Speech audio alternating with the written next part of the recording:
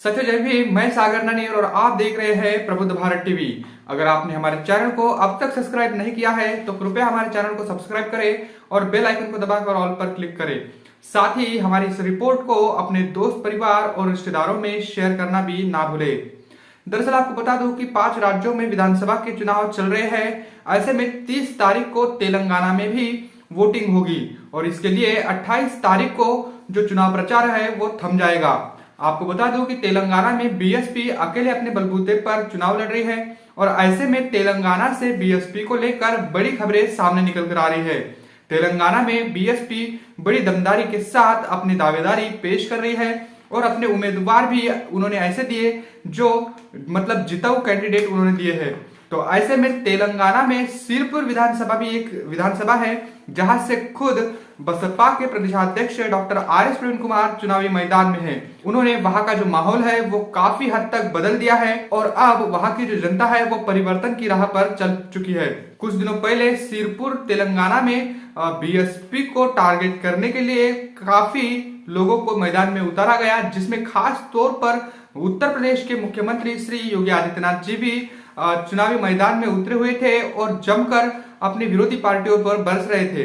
ऐसे में उन्होंने बीएसपी को लेकर एक बड़ा स्टेटमेंट दिया है। उन्होंने कहा है कि बीएसपी यहां वोट काटने के लिए चुनावी मैदान में उतरी हुई है।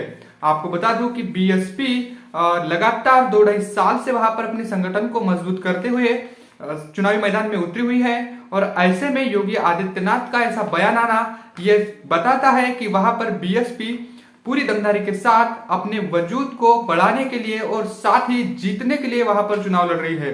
आपको बता दूं कि तेलंगाना में डॉक्टर आर.एस. प्रवीण कुमार के खिलाफ हालांकि वो चुनावी मैदान में पहली बार उतरे हुए हैं। अपनी आईपीएस की नौकरी को छोड़कर वो पहली बार चुनावी मैदान में है और ऐसे में पहली बार के उम्मीदवार को हराने के लिए अगर 4 राज्यों के सीएम लग जाए और हो सकता है कि आज और कल का आखिरी दिन है तो प्रधानमंत्री भी वहां पर चुनावी मैदान में हो सकते हैं।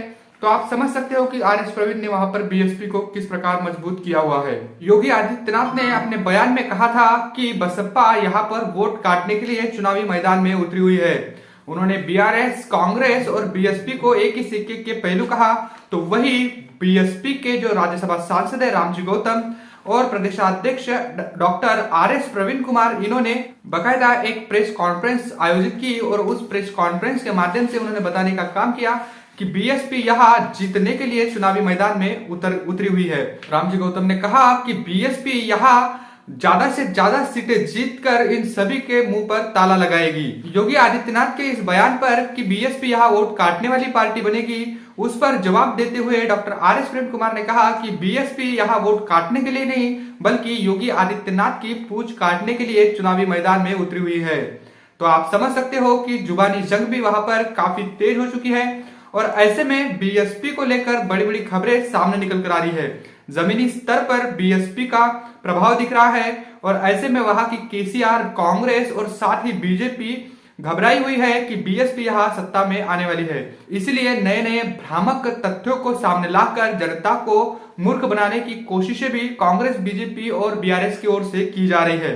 ईवीएम पर हमला बोलते हुए बसपा के राज्यसभा सांसद रामजी गौतम ने कहा कि अगर ईवीएम को हटा दिया जाए और बैलेट पेपर से चुनाव कराया जाए तो तस्वीरें साफ हो जाएगी।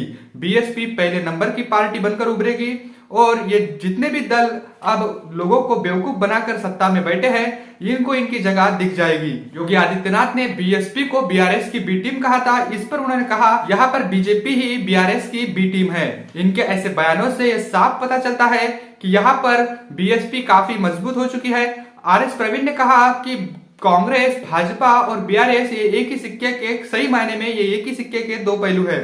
साथ ही उन्होंने कहा कि कांग्रेस, भाजपा और बीआरएस के पास हिंदू मुस्लिम के अलावा कोई भी मुद्दा जनहित का मुद्दा नहीं रहता है। तो ऐसे में यहाँ की जनता जो है वो काफी सजग हो चुकी है और बीएसपी को सत्ता में लाने के लिए वो प्रयास कर रही है। 30 तारीख को बीएसपी को भर भर के वोट पड़ने वाला है, ये भी बात आर.एस. प्रवीण ने कही और 3 दिसंबर को तस्वीरें साफ हो जाएगी। तो आपको बता दूं कि तेलंगाना में जो सियासी पारा है वो बढ़ चुका है और अब 3 दिसंबर की जो राह है वो लोग देख रहे हैं।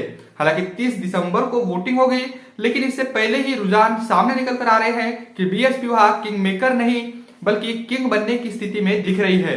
वैसे तेलंगाना में बीएसपी को लेकर जो खबरें सामने निकल कर आ रही है, इसको लेकर आप क्या सोचते हैं, कमेंट करके हमें जरूर बताइएगा। मिलते हैं अगली रिपोर्ट में, तब तक के लिए जय भीम, जय भारत।